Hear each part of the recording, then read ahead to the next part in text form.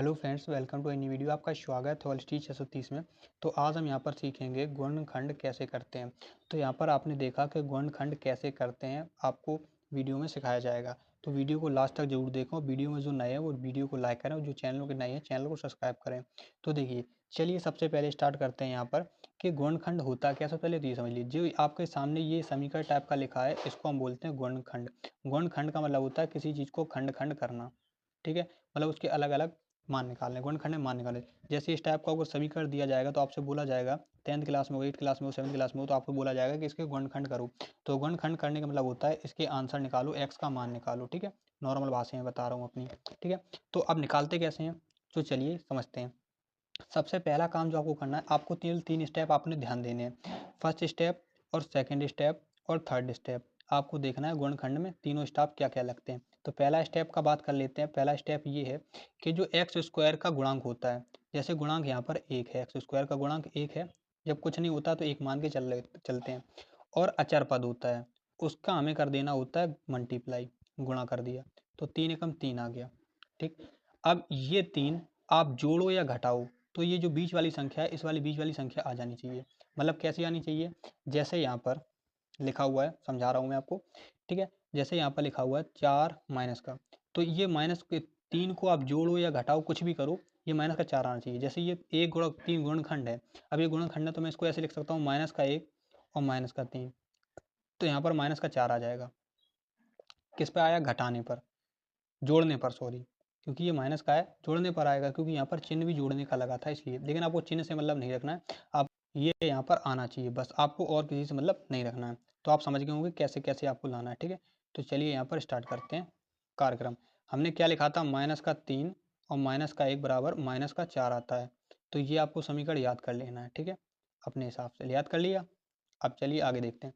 अब यहाँ पर लिखेंगे क्या, एक्स स्क्वायर का एक्स स्क्वायर लिख दिया।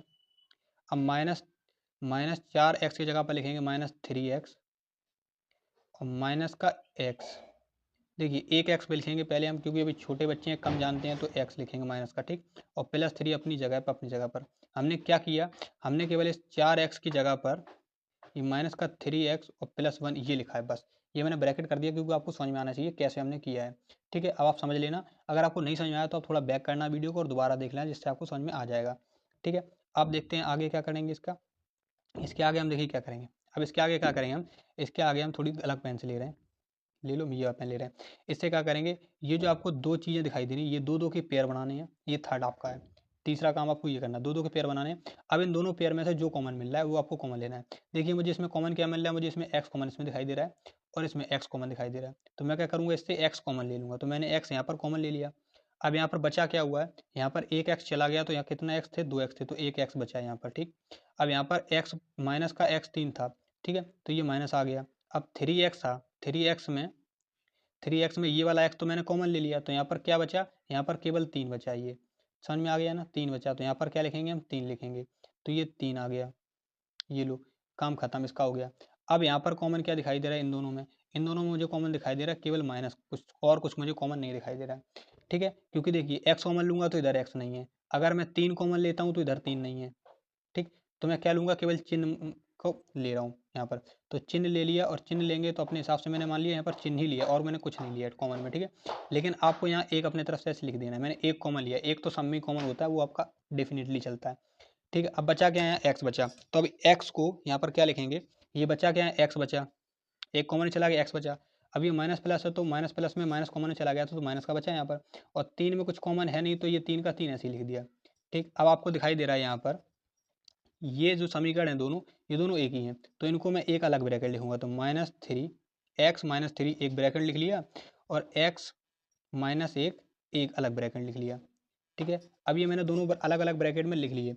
ठीक है, अब इसका लास्ट काम क्या है, अब इन दोनों को बराबर में ज़ीरो लिखना है। मतलब जैसे x -3 बराबर ज़ीरो करना है और x -1 बराबर ज़ीरो करना है, ये आपका काम है इसमें। ठीक है, तो अब आपको यही काम करना है लास्ट में। तो यहाँ क्या करेंगे, हम करेंगे x -3 बराबर ज़ीरो जब लिखेंगे यहाँ पर, तो ये आ जाएगा x बराबर 3 आ गया, ये पहला मान है आपका। ठीक, और जब हम इसको बराबर ज़ीरो लिखेंगे, x -1 बराबर ज़ीरो लिखेंगे, तो यहाँ आ जाएगा x बराबर 1। तो ये आपके 2 मान निकल के आएंगे। ठीक है, तो आई होप आपको वीडियो अच्छी लगी हो तो वीडियो को लाइक करना और चैनल अच्छा लगा हो चैनल को सब्सक्राइब करना। मिलते हैं ऐसी नेक्स्ट वीडियो में।